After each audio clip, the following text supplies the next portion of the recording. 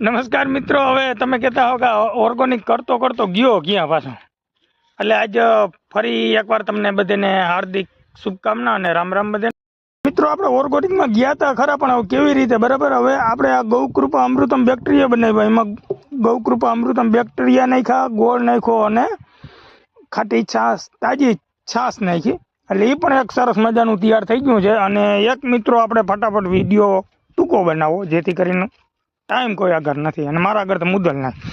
તો હવે બીજા નંબરમાં આ છે ખાતરનું કારખાનું, ખેતરને હેઠે બરાબર. એટલે આ એક સરસ મજાનું કેવું ખેતરને એમાં કામ કરે એ પણ આપણે આગળથી જોવું. પણ અત્યારે તો મને આ સારું લાગે છે.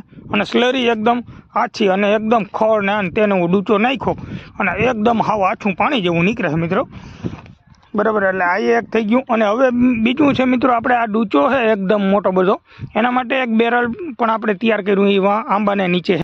નકર તો કોઈની એડવર્ટાઈઝ ના કરે, આ બહુ સારા વસ્તુ છે, બેક્ટેરિયા છે. અને આની અંદર ગોળ અને ચણાનો લોટ નાખી અને સરસ મજાનું એક મસ્ત મજાનું આનું રિઝલ્ટ છે. અને હાવ ભરભર ભૂકો થઈ જાય ખાતર જેવું. એટલે વેચી ના નખાય, હરગાવી ના નખાય ને ઉરિયાઈ ના નખાય. આ ત્રણ વસ્તુનું ધ્યાન રાખજો.